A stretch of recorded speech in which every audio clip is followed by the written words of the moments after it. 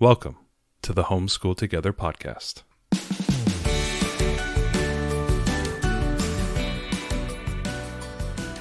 Where one working mom and a stay-at-home dad help you navigate the nuts and bolts of the growing and dynamic world of homeschooling. With a focus on early learners, like me. All the ins and outs of building and maintaining your homeschool life. Homeschool. Find out tips and tricks to make things like this easier. I'm reading. And ultimately, enjoy educating your kids. And what's that last thing? Have fun together. Did I do good, Daddy? Yeah, you did, sweetie. Good job.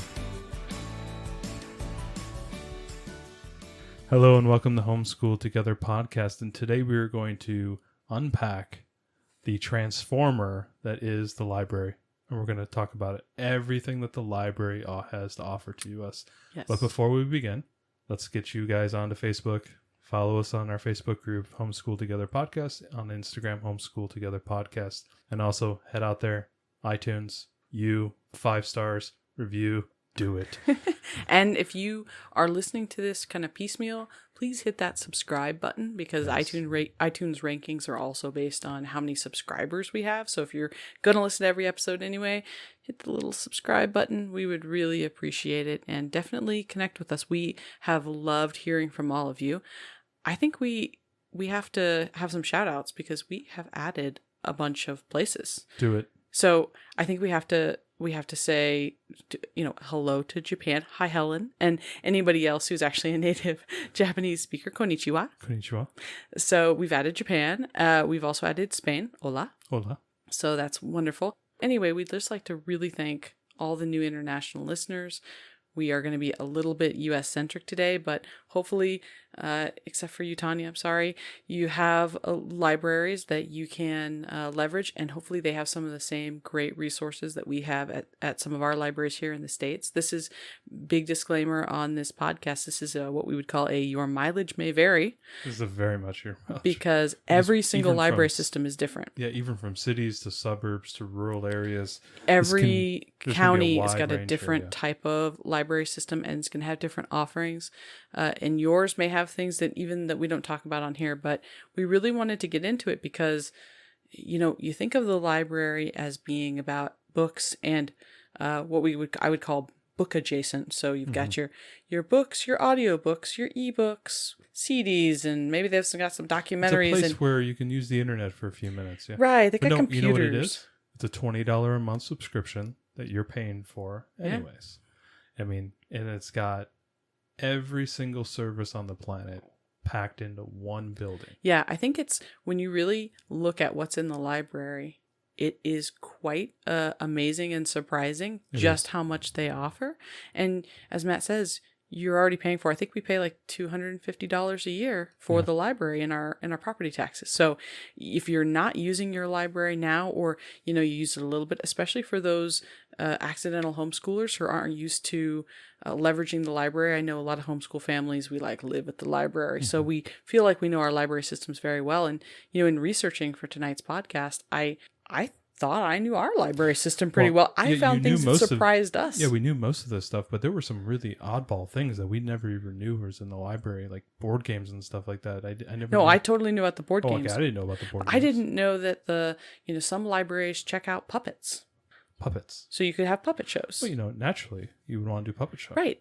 Some libraries check out tools. There were some things I had no idea. So anyway, we want to break this down for you. Some libraries are open right now for in-person. Some are, like ours outside Seattle, is for contactless pickup and digital stuff. Some are only digital. So this is going to be definitely your area dependent and your system's availability also dependent right now. This is kind of a podcast meant to be post-pandemic. Like, this is what it was 6 months ago, and hopefully what it will be 6 to 8 months from now. Right. And a lot of these things are available now. There's some things that aren't, but the majority of them are available now, and as you say, will be available again in the future. So let's get into it. Right. The library is many facets, has many faces it wears, but the first thing is it's a physical location. It's a place where you can go. It lives on a postage stamp property, wherever it is, and it's got parking, and it's a place where you can go. And what is inside that building? Well, obviously books, but it's not just books. There's CDs, DVDs, audiobooks, video games. It's like, it's Netflix and then like GameStop, and it's like, music, YouTube music, all packed into one place. Yeah, if there's a CD you can think of, if there's a movie, DVDs and Blu-rays, we, for a long time, our family exclusively watched DVDs from the library just for our own entertainment. And it's so funny because, when we first moved in together, so many years ago. So many lovely romantic years ago.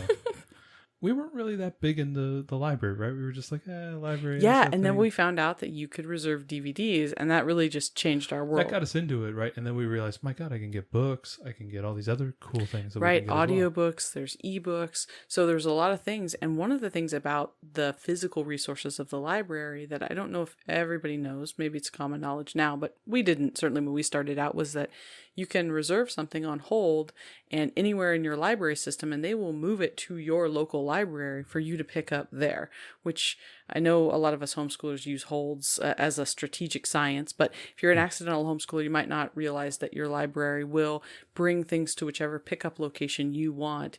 So we got some libraries in our library system that are an hour from us, but I can request something from there.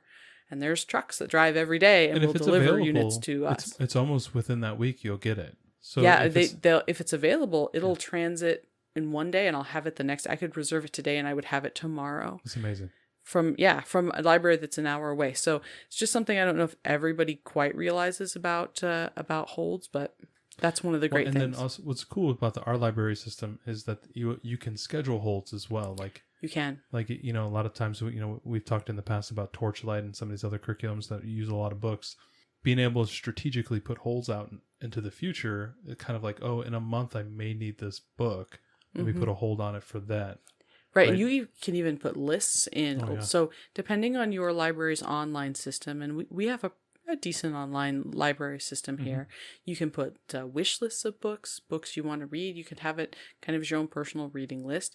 Also, our library will tell us after we've checked out a book for that year. I can see all the books we've checked out. So if I wanted to quickly print out a reading list of all the books my kids have read, I could do that from my library website, which is really great for recording purposes. Yeah. Also, stepping down from the obvious things that they have in the library. Board games and puzzles, That's been a big increase. And I actually wrote to I don't know if I told you this, I wrote to our local library and asked them if we could have board games be added into our library system, because I saw so many families on the game schooling Facebook groups who were checking out board games from the library, and like really nerdy, great board games that I was very interested in trying out. And I emailed them. Are you telling me we can check out Twilight Imperium from the library? I mean, $100 board game. Yeah, I don't know if I saw anything like that. Yeah, they have a lot of super nerdy board games, which I thought was awesome. So I actually emailed our head librarian and said, "Is this something we're thinking about? And if so, I would love to volunteer to help curate that collection, because we're very knowledgeable about board games." And she was very nice and said that it wasn't something they had the budget for right now, but she would keep me in mind. I don't know if I told you that, but anyways, a bunch of library systems are now. This is your road to the presidency, right? So you started as local library board game creator, and you'll go straight to the Senate. I don't know that my motives are purely altruistic, because if the library system gets board games, I don't want it to be Monopoly. So, because I want to be able to use this too. But so there's a lot of library systems that are checking out board games and puzzles, which is really terrific. So check if your library does that. They also check out educational toys, and puppets was one of the things I didn't know, which is, really great for all kinds of imaginative play. So that was one thing I didn't realize. Very importantly, a lot of times we're printing off sheets, we're printing off education sheets, unit studies, things of that nature. Most libraries now have printer access. And they give you, I think it's within the 30-day cycle, you get a certain number of prints. We get 70 black and white pages per day. In our library system. And I think it's maybe like 10 color copies. Yeah. But that's per day. And we have a remote printing option. So your library, so right now, I believe in our library system, I can do a remote print and go pick up my prints at contactless outdoor pickup. So if you have, you need to print your curriculum, call your library and find out what the rules are for that. If you're sitting there debating whether or not to buy a $250 printer, as he looks over at our, as I look over at our $250 Eco tank. I love our Epson Eco I know tank, you do, but like, if you don't, most of us don't have printers anymore. And oh my gosh, I got to print off this. Maybe I can print off these manipulatives or like a spelling. People have been talking about printing like off curriculum, right? Yeah, so they're sending them off to these printers, and they're like, "Oh, it's 4 or 5 weeks to get my Blossom and Root printed or whatever." Yeah, right. I can actually log onto my computer at home and remote print to my library. That is pretty awesome. It's powerful, yeah. It's really powerful, and I just don't think that everyone realizes. Oh yeah, I could print at the library, but it's very sophisticated now, and it's a lot of pages. I could print coloring sheets, anything you want to print. So that's a terrific resource. I don't think enough people take advantage of the printing options at the library. So what happens if I say, maybe would my library be able to help me build the shed out back? I mean, some libraries check out tools. What, power tools? Yes. We're talking about you have to be over 18. The 180 volt, Husumowitz. I can get it from them? Yeah, some libraries actually check out power tools and non-power tools if you're over 18, which is pretty neat and could be great for some sort of homeschool project that you have going on. Build yourself a mud kitchen like Hope talked about in our interview not too long ago. So you're telling me that my honey-do list, when I go and pick up the books at the library, if there's like wrenches there and everything, it's just a subtle way for you telling me to do something? I mean, I'm not saying, but I'm saying. So really interesting. In addition, other types of equipment, but electronic equipment, you can check out laptops, tablets, and e-readers from many libraries. That's amazing. So, hey, there's all these e-books that you can get, and that's terrific, but I don't have an e-reader, my kid doesn't. You can check one out from your library. Need a laptop for some sort of presentation or something? Check it out from the library. Well, even if you're looking to get an e-reader or something, you want to check it out and try it out for a few weeks, that'd be great. Yeah, or check out a tablet. I don't want to drop $100 on this tablet until I know if it's something that my kid's going to like, or are they going to be like us? We have a tablet that's locked away in the closet. Actually, our daughter found that earlier tonight and wants to know when she can have it back. But we hid it because Grandma got it for her when she was like, I don't know, just newly 3. Sorry, Grandma's not listening. We're never going to give it back to her. Yeah, never. We're never going to give that tablet back because it just like sucked her in like a little zombie child. But she's just now, like we've gotten her into using some stuff on the iPad, and that's worked out really well because it's our iPad. Mm-hmm. She's been playing around with her reading app. She almost really has to check it out from the library of the parents. Right. But it's not hers, and I think the fact that other tablet was hers created a possessiveness thing. But anyways, if you want to check that out, if you think that your kid is ready for a tablet and you'd like to do that, and you could check it out from the library and try it out before you spend those bucks. So what about makerspaces? You can check out 3D printers. Well, no, so you can go there and print stuff. When the physical libraries, and depending on your library system, if it's open or not, a lot of libraries are now including makerspaces with 3D printers. There was even a now famous rapper. I'm sorry, I don't know the name because we're not really big fans of rap, but he actually made his whole first album in a recording studio at a library. What? Outside of Chicago, right? So they'll have recording and sound mixing equipment, 3D printer. Some of them will have industrial equipment like CNC mills and different things. I mean, there's some amazing maker spaces that are attached to public libraries. That's amazing. Yeah. You can go in there and use some computers with certain coding software. So that's the other thing. Some CAD computers software, I think CAD software as well. Yeah. Some computers at the library are going to have very expensive things like CAD software that, computer aided drafting, which can be very, very pricey to get a license, especially of the 3D software.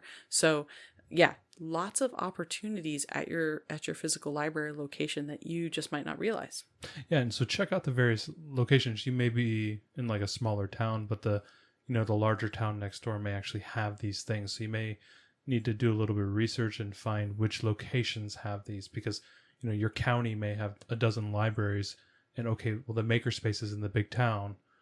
That may require you to drive 30 or 40 minutes to go do that, but that's okay. Like if we had to go into Everett to go do something, that'd be kind of cool. Right. I mean, like we said, a library is up to an hour away. I think the Arlington Library is the furthest one in our Snow Isle library system. It's an hour for us, but we can walk in and check out any book we want because it's the same library system. Okay, so the physical we know about, everybody's kind of familiar with that. Let's get into the digital. This is where, a lot of us are right now with the pandemic. A lot of us don't realize that the library is trying to branch out into this kind of endless digital world that can grow as large as it wants. What type of digital things are they now providing to people who are, locals in that library system? So on the books and book adjacent things, we've got ebooks and then digital audiobooks. So while the library has CDs of audiobooks, they also have digital audiobooks on a system usually called Overdrive, but where you would just get that right to your phone and you could listen directly from your phone. That alone, like I know there's a lot of people out there who, maybe trying to kill some time. They're, they want to get away, or, they may commute a long distance. I know from the writing world that audiobooks are really expensive. Like, I mean, you could drop $10, $15, $20 on an audiobook. Oh yeah, I don't think you'll find one for 10. I mean, they're expensive. Audiobooks are always expensive to buy. Always expensive. And to be able to pull up your Overdrive app, check out, I don't know, Neil Gaiman's American Gods, and be your whole week's commute is taken care of right there. Yeah. Right? And I know a lot of us aren't commuting now, but one of the other great things they offer with audiobooks, some libraries will offer a package where you can get the children's book and the audio version of it together. And it's actually meant to be paired so that your child can be reading the book and listening to the picture book at the same time to help increase their reading awareness. So that's really terrific. Also animated picture books as well. Right. There's a service we have here called Hoopla, and I'm That's, sure different. HOOLPA. HOOPLA. I failed spelling already today. Yeah. So Hoopla we have, and they'll take a picture book and they actually animate it. So I've done these a number of times. I did them with books that I couldn't get on the Torchlight curriculum. Right. That we couldn't check out because there were so many holds on those books. I was able to dial them up on Hoopla and actually check out the digital version of it, and then it's animated, and some of them were really nice. Yeah, some were a little mixed, like it was just like the words were appearing. I think one of the Mo Willems ones was really good. Some of them were actually like they were almost cartoon level animation. It was amazing. Yeah, terrific. One of the other things about the libraries, obviously you can get music, all kinds of music. We're doing classical music right now as part of our study in Blossom and Root early years. We can pull that all up from our library digitally, which is terrific. One of the awesome things, 95%, I didn't know this was interesting when I researched this, I was surprised. 95% of the United States libraries actually have remote tutoring. Who does the tutoring? Are these teachers? So there librarians? are online tutoring sites, okay. And I think one of them is called BrainFuse. Maybe there's a series of online sites that they basically have tutors available from certain hours, and you have to pay a monthly subscription fee to use the tutoring services, but you get it for free as part of your library system. So if your child's doing some portion distance learning or whatever, or just struggling in a subject that you struggle to teach, maybe you're trying to get through this math concept to them, and what your approach to it is not meeting with their learning style, you're having some conflict, look up your local library, because you probably have tutoring services included and it's fully remote. So I thought that was just an amazing resource, especially for homeschoolers. What a resource to provide for people. Yeah, especially now when a lot of these kids are doing virtual school and they're struggling at it, or they're having a difficult time. They don't get any FaceTime with their teacher. What another great way to get a little bit of tutoring on top of what they're already doing. I highly doubt that they've really publicized this, even in the public school classrooms, that there is this option available at our city library. I just don't know that they've even done that. And it's one of the big issues with the library is that they don't have a good marketing team, telling you what they have. I mean, we're very involved in the library, and some of these things we didn't even know they had. Yeah, I mean, we have a fairly good library website. In fact, they just revamped it, and I still can't find some of this amazing stuff. Or it's just, I think the problem is it's so jam-packed with goodness that it's like, what do they highlight? Yeah, right? Because it's all good. I think that's a real struggle for them. How about learning printables? Yeah, so you can get, look at what you're learning, especially when you're talking about early learners, learning their colors and their letters and simple math and early history facts and all kinds of things. You can get tons of free printables from your local library. And you get 70 free pages to print every day. I mean, that's right. Boom. You could even print them at the library, which is great. But so usually library resources will be broken up into kind of your your preschoolers or early young learners, and then elementary, and then they'll have teen, and that kind of encompasses middle and high school. And they'll have different digital products for each. So our library has services for learning to read, learning to count, all kinds of online stories. I mean, look up your library system and see what programs they have for your children's age, because I guarantee you they have subscriptions to different websites. People talk about ABC Mouse or, these different, learning-based websites. Some libraries have library subscriptions to that. You don't have to pay for that. So you're a member of the library system, and you get to use it with your username and password. So definitely look that up. Well, and then there's also these training websites. A popular one is lynda.com, lynda.com. A lot of libraries will subscribe to these channels, and these are full-on courses. Very similar if you've done any Udemy classes or any of the greatcourses.com type of stuff. Full-on tutorials. 20 hours long. It's like a micro community college course all built right into there. Super high quality, and it's free. Right. It's free. Additionally, foreign language. Rosetta Stone is one of the most highly regarded foreign language software applications that you can get to learn any kind of language. It's free at our library. Yeah. So if you want to learn a foreign language, that'd be the place to go. If your learner is trying to learn another language as part of a requirement for, your state standards. Yeah, like we have here in Washington. If you got to learn Spanish, great. Pull up Rosetta Stone. Let's do the Spanish lesson together. You can learn right along with your learner and be part of it. I mean, it would be hard for me to sit down. I've taken Spanish, I've taken German. But for me to sit down and teach her Spanish, it would be crazy. So pulling up Rosetta Stone is a great way to fulfill that requirement. Yeah. So speaking of foreign language, I would be remiss if I didn't mention Duolingo, which is actually free. Yeah. So, and another great way to learn. It's not through your library. That's just a free. And then also pictures. A lot of libraries are integrated within research. A lot of these larger libraries may have research divisions as well. They may have a lot of reference materials, a lot of archives. And great for all your research projects. They've begun to digitize a lot of those. It's not on just microfilm anymore. It's actually in the digital library, and you can get access to that. Yeah, and I actually found that the New York Public Library has a database of 200,000 free images, including manuscripts from the Founding Fathers. And you don't even have to have a library card with them. It's just available to the public. So there's a link in the show notes to that if you want to look through and see the vast catalog of images the New York Public Library system has. Yeah, like art it'll be there. And manuscripts. That's a great way to kind of add value if you're doing any type of curriculum that you want to do a little bit of a unit study, or that your learner is I'm really into, this type of painter or this type of American painter. Let's go check out the library and see what type of scans they have or other materials they might have. Right. As much as you can find online, sometimes if there's minor works by artists, or same thing with the manuscripts and things by, old documents and stuff, it's going to be hit and miss what you're just going to find out there online. It's also cool to see things that were, you can show them something digitally on the computer, pull up the iPad, pull up your phone and show them, pieces of works or manuscripts that are hundreds of years old, right? Yeah, they even had city plans for New York and some really interesting stuff that I thought was actually very cool. They had lots of old architectural drawings and some different things that I thought was pretty awesome. And then also archived encyclopedias and magazines, biographies, and something you've been into in the past, genealogy.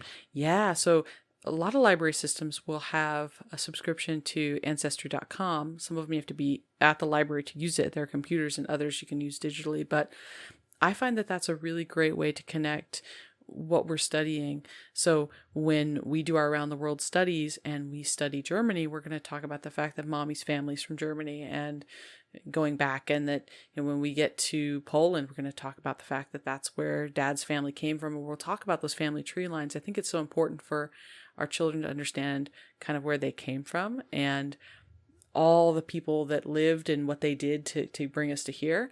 I love researching genealogy, but that stuff is expensive, and they have the resources, and it's for free at your library. So digital resources, great. Now, we can't do this next category of things right now. Well, and I wouldn't say that. I don't know which library systems in which states and countries may be open. So yeah, I don't really know. So events. I know a lot of the libraries around here are doing a lot of Zoom classes and Zoom lectures. But events at the library are a huge thing. Like they either have free or discounted events based on, lectures or, guest speakers and things of that nature. Yeah, most of them are free. One thing I didn't know about, there are a series of libraries out there that have free or discounted tickets to museums, zoos, and other educational attractions. I didn't know. I think this is true in the suburbs of Chicago, that they've got their library system actually has free passes to the museum. So check out your library and see what they can offer you as far as local field trip enrichment, because there's some stuff that you can find there. And very often they have summer reading programs as well, where, read these 12 books, or reading challenges, or they may have themed reading events. I know sometimes at the libraries around here, they have like an indie month where they showcase a bunch of indie authors. That's near and dear to my heart. But, they do try to showcase also local authors. I know a few of my author friends, they've walked into the library and they didn't even know that their library had their book, and there it is. Their book is sitting on the shelf. Yeah, so it's pretty cool. They have a lot of cool events that they try to incorporate, throughout the year. Yeah, it's really terrific. And even the summer reading programs have gone digital. So we were able to, or contactless pickup, we were able to pick up our summer reading packet from them, and then we'll just be able to turn that in when it's finished. And she'll get her free book as part of her summer. There's other summer, there's other summer programs so that they don't lose that summer. Was it summer slump? Is that what they call it? Slump, yeah. Yeah. So there's some other programs there that you'll find. There's also throughout the year, especially for this younger set, there's a story time. I think there's like toddler story time and then preschool story time. We have preschool STEM classes and science labs at our local library system, which we could participate in, in non-COVID times, which is pretty terrific. They also have other kinds of teen socialization type programs and things. So if you're looking for someplace great for your teen to go, this is also a safe place that, that they'll be well looked after. And then there's a ton of classes. I was actually quite amazed at the vast number of classes you can take. So for our libraries, there's crafting, there's music, there's genealogies we talked about. There's actually classes in how to do genealogical research. There's classes in how to mix music and make music and for my writers coding, group, foreign language. Yeah, for my writers group, I've actually gone around to probably every library in the major area around here, and I've given lectures at these libraries about how to write, or how to market yourself as an author, or market yourself as a creative professional, and those type of things. I've gone from where we are now all the way out to the islands. I've gone south of Seattle. There are an enormous amount of lectures that are at the library, and these can be very intimate experiences. I mean, not my favorite ones, driving 2 hours to go give a lecture to 5 people, but those are sometimes very intimate learning experiences that, a lot of times are being held in the evening or on the weekend, and you can go in there and get a great lecture and talk to somebody face to face for 2-3 hours about a certain subject. It's it's just amazing experience. It sure is. And they've even have classes for like foreign language where you can go and talk to a native speaker in a casual conversational setting. That's so really they've got some really great things. And the fact that you've checked out the library meeting room so many times. I've done a couple of meetings at the library for some of my baby wearing groups and different things. Yeah, a lot of times they have like these special little rooms that you can rent as well. If you're a nonprofit or you're some sort of a community group, you can reserve space at the library for free. So if you've got a little co-op group that you're getting together, you can meet every week at the library. There's a bunch of folks who do game schooling at their local library. So the library doesn't have the games, but they bring board games, and they have like board game co-ops. Every Friday we all meet up at the library meeting space. It's all free, and it's all for community use. Yeah, like for great examples, my writers co-op. So the writers co-op at the Pacific Northwest, we meet at the Snohomish City Library, and we used to pack in 30 people in that room. It was amazing. They have a huge room, bunch of tables. They let us hook up to the projector, give talks. Typically we would give a talk every week. 1 hour, 2 hours long, be 30 people in there.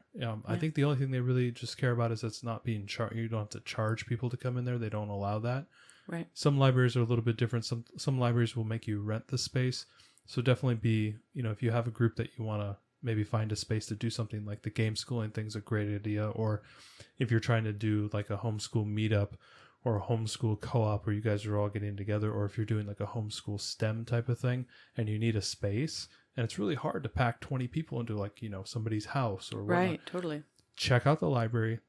A lot of them have huge meeting rooms that are there for you to rent. Just requires you to put it out on the calendar a little ahead of time. They make special accommodations for our group because we come every other week, and they love getting, I think the thing that they like the most is that people are in the library, right? That when people walk in, they look to the left when they walk into the library and they go, wow, 30 people in there. And they put a nice little sign up for us and say, this is a writer's group. So when people walk by, they go, wow, there's like 30 writers in that room, right? It's a great experience. Right. And if you show up all the time, I know the library does promotions for us. They let people know that, hey, these are the groups that are coming. These are the groups that are here. So it's a great way to like promote a little local group. Great thing to do is, hopefully when the COVID's over, if you need to get a co-op group or you need to, set up something larger, you can absolutely use these spaces. That's really great. Yeah, that's terrific. So last, we wanted to kind of end with our tips. So we've talked about a lot of fabulous resources. Go to your local library's website, look up what they have to offer. You might be, I know you will be very surprised. You'll be pleasantly surprised by how many options there are that might apply to you and your family. So a couple tips we had. First and foremost, if you need to find something, the library system is vast. And because we now have gone from just having books to now having books in digital collections, and there might be a book that's not on the shelf, but it's in one of 3 or 4 digital collections, please ask the librarians. These folks have a master's in library science. If anyone can find it, it's them. So, don't beat yourself up about it. And the librarians are only too happy to help you find resources. So definitely don't be afraid to ask for help, because it's not as easy as just looking it up in the catalog anymore. Sometimes you have to actually go into the different services to look and see if they have that book, offered. So the next thing I would say is, if you live outside a major metropolitan area, so you're in the suburbs of a big city, check out and see if you actually have access to that city's library. Some cities, you can pay a small fee to get access to the big city library. Some, if you work in the city, even if you don't live there, you can still get a library card. Yeah, they're kind of weird with the cities sometimes. Like, I know we have the Snohomish Snow Isle library system that we're in. But Everett City Library is its own thing. And yeah, and if you live within that city, you obviously can use it. It's part of the setup, but like to use certain features or certain options, you have to live within the... Oh, that's right. Like the meeting area. Rooms, right? Yeah. Yeah, so definitely look, if you're just outside of a big city, how do you get access to that wealth of information and all of their services? Maybe you don't even want to physically go to one of the city libraries. You just want to access their digital resources. There are sometimes, oftentimes there are ways for outskirts residents to get access to that big library. So definitely go and ask about that. And it's going to be your most well-funded. It's going to have the biggest set of resources. So do check that out. Yeah, the Seattle City Library is like... It would be a great thing to go look into, see if we can get into those. Yeah, exactly. And the last thing we would say is, if your book is not available, definitely talk to your librarian about interlibrary loan, so they could say get it from another library system. It does take time, so know that. You might have to wait a little bit for that book. The other thing you can do is you can ask your library to buy the book. I've requested for our library to buy a number of books. So what I usually do is go through the curriculum list. So, I'll go through Torchlight and Build Your Library, and I'll look at what our library doesn't have. And I will actually ask our library to purchase those books. And I ask in advance because it takes a little bit of time. Well, a lot of times they have an online system where it's like, hey, put this book as a request to purchase, and then they will let you know when they purchased it. Yeah, and my library has purchased many books that I have asked them to get, and they don't just get one, they usually get like a handful. So, and then when they do buy it, I'm the first person that gets one. It's like it's automatically put on hold for me, which is just terrific. So, even if your library doesn't have exactly what you're looking for, don't be afraid to ask. They have a budget to buy more books. They sure do. They're buying materials all the time, typically. I mean, I remember our library in Arlington, man, they were putting in orders for books, kind of like monthly, because they kept getting in new movies and things very regularly. So definitely, if you don't find something that you're looking for, ask your library, because your librarian, you'll be surprised maybe what they can do to help you out. So, just our final takeaways: use the library system. It's there for you. You're paying for it already. And you can see, as all the things we've listed today, if you were to go out and do these things individually, you'd be spending hundreds and hundreds of dollars in subscription services just to get access to the same amount of material that your library is already providing to you free of cost. And it's right there. A lot of it's digitally accessible, so you can do it right from your home. Most of the books you can check out and pick them up. You don't have to go in there and look for books. It's such a wonderful resource, especially dovetailing very nicely with the homeschooling aspect and building up these materials and resources to help aid you in your educational experience with your kids is, I think, paramount. And so it's your biggest resource. It's the most important thing you have in your backyard. Way more important than buying books on Amazon and everything like that is that this library is there for you to use. It's there for you to access and not exploit, but, put it into your repertoire. Yeah, I mean, it's there to be used, right? The more people that are checking out books, It's the a more muscle. people that are Just use using it, Get used to using the it. more money that they get to expand their services and offer more. So definitely go out, find out what your local library has to offer. We always like to end the podcast the same way and talk about what we're into this week. And today it's going to be kind of a weird one, not a normal thing we normally talk about. Yeah, I think I heard about this. I'm going to say it was on the Torchlight Curriculum Facebook group, but it might have been on Build Your Library. I don't remember. But Assassin's Creed is a video game that was released, I don't know, maybe 10 years ago. Yeah, kind of I think the first one was like medieval, right? Yeah, well, the first one's kind of medieval. It has a cool story. They made a movie out of it. Wasn't that good, I heard. But they had this game called Assassin's Creed Origins, and these are... And then they have Assassin's Creed Odyssey. So Odyssey, yes. Those are... Right, those are two games. So Origin is in Egypt, ancient Egypt, and Odyssey is in ancient Greece. Ancient Greece. And so they did so much work in developing the world that the character is going through, all the storylines and the authenticity and, the non-programmable players that are out there. And what they say and do. And they did so much deep work that they actually created these things called discovery tours. Yeah, there's like discovery mode in both of these games. So I didn't know anything about this. And basically, it's if you bought the whole game, which I think is maybe, I don't know, $50 or $60, $60 something like that, then this is one part of the game. But Ubisoft, the game manufacturer, actually made this something that you can purchase yourself. It's $8 for each of them, so or $14 for a combo, I think. Yeah, so typically you can buy it for, the console that you're using, whether it's like a PlayStation 4 or, Xbox or something of that nature. I think you can also buy it on Steam. So if you run the game off of, say, your PC in your house, you can do this. And I think the PC is where you can buy the separate you can just discovery buy the piece, tour. I wouldn't be surprised if you could do it in the other games as well, in the platforms as well. But the most important thing is you don't have to go out there and buy the games. Most of the discovery tour is actually available on YouTube. And we've linked a playlist in the show notes of this episode where you can click on it and actually throw it up on your TV, cast it to your television. We were throwing these clips up onto our, enormous TV, and our daughter was watching as the character moved through. She's really into Egypt right now. Mm-hmm. So he was running around the Great Pyramid, going to these various points, and the person who, somebody recorded it on their computer and then uploaded it to YouTube. And so every waypoint that the person was stopping at, this, narrator came on and began telling her about, the Great Pyramid and how long it took to make it and all the details behind it. And it was this long 20-minute educational tour of the Great Pyramid from within a video game. And then somebody put that on YouTube. So it's kind of a complicated thing that we're talking about. But basically, it's educational videos that have been captured from a video game. Well, right. And so Assassin's Creed, right? It's there's pretty violent and all Fighting that game, stuff, yeah, and all that stuff. and so None of that is this included has here. none of that. This is just in the world. There's no blood. There's no violence. This is just a character, and you kind of go up and you'll talk to somebody, and they'll say, "Do you want to learn about the history of Alexandria, whatever?" And then, as Matt said, you'll go through and you'll learn all about it. So we brought up the YouTube videos because our daughter is a little bit young to actually manipulate a video game herself.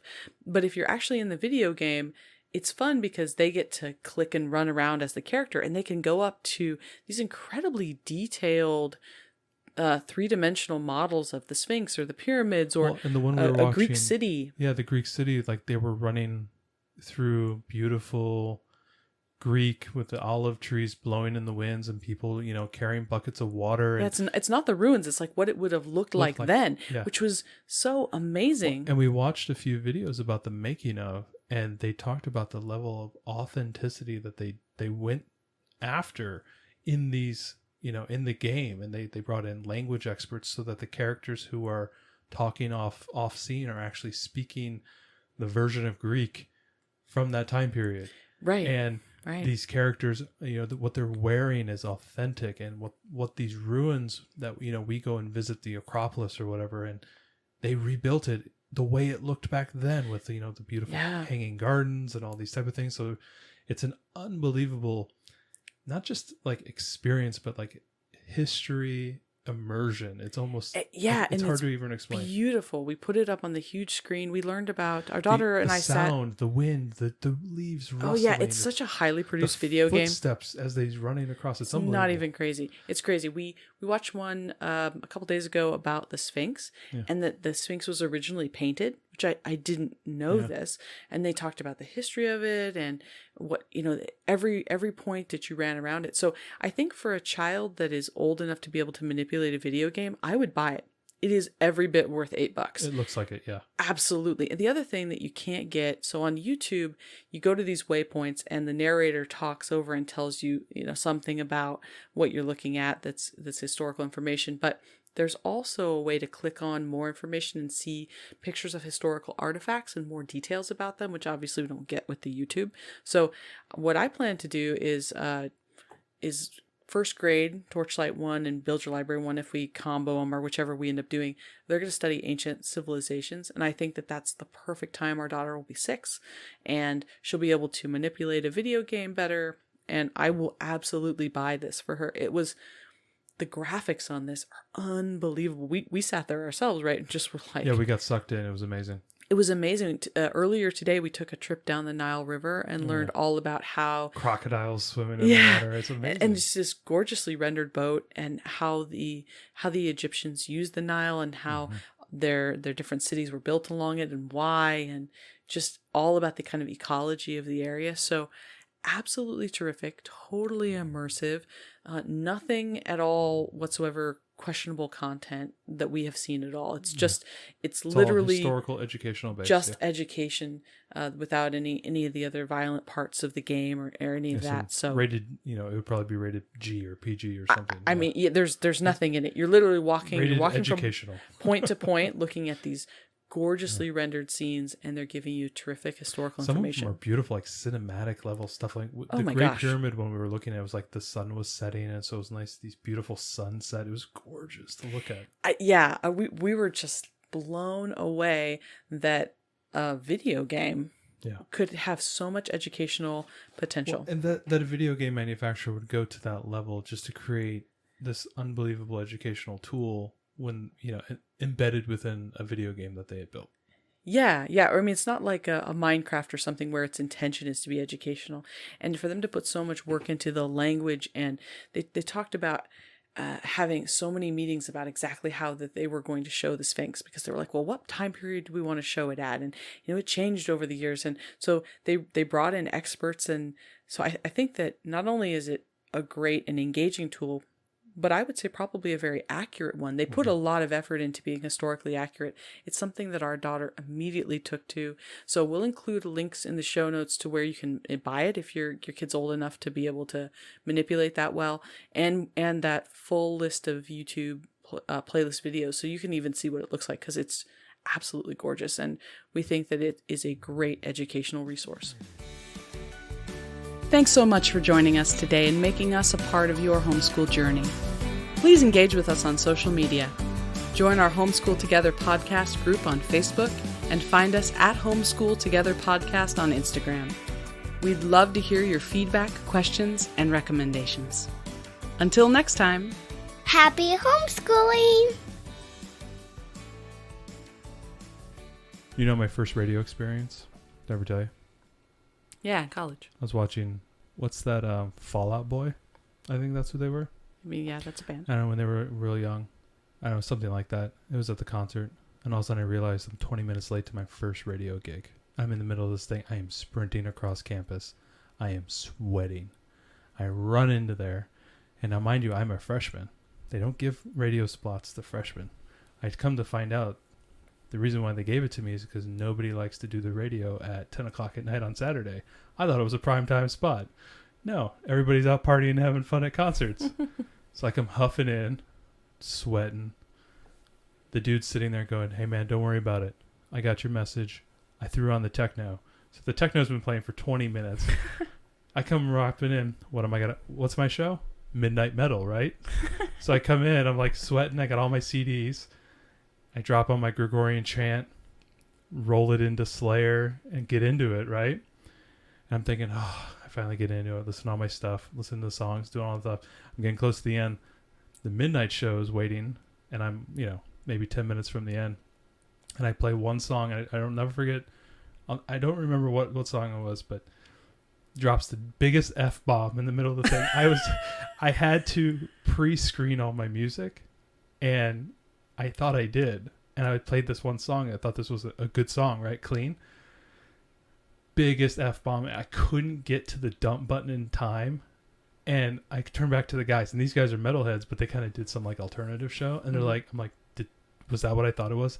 They're like, I don't know. It could kind of go both ways. I go, I know what that word was, but did it sound like the word? And they're like, sort of. And I'm sitting there sweating because the first thing they told me is if you did anything against the FCC thing and it came down, it's on you, not on the school. And so I'm sitting there sweating. $10,000 fines coming. $10,000 fines coming. God. Oh man, oh man, oh man. Never happened. And then my second week. Can you imagine calling your parents and telling them you had this $10,000 fine because you played that? I was trying to get extracurricular activities, man. And then my second week, I thought, I got there early that time. I wasn't, doing the thing there. And I thought I was being really, really cool. I was like, hey, let's do, who's your favorite guitarist, man? Yeah. And I'm like giving out the phone number. And nobody's calling in. So I'm like faking the numbers. I'm like, yeah, hey, man, we've already gotten like 25, 30 calls tonight. And it looks like, Tony Iommi's winning it, this and that. And I keep giving out the number. And then all of a sudden the phone rings. I'm like, yes, somebody's calling in. I pick it up. It's this old lady. And she goes, young man, you're giving out the wrong phone number on the air. And I look over and it was the wrong phone number. I bet you it was her phone number. And then part of me goes, this old lady's listening to the metal show in the middle of the night. I'm like, right on. Yeah. And then I asked her right at the end, I go, who's your favorite guitarist? She goes, have a good night, sir. So I get no votes. There you go. Nicely done. That's my first radio experience. 18-year-old Matt. Oh my gosh. So you're not like a complete novice because you already had experience. Yes. I just want you to know, you hurried me up as I was trying to figure out how many people played in Quirkle. And you spent like 5 minutes on your metal story. Filling the gap. I'm just saying. The people want to know where we come from. I'm putting this in the show.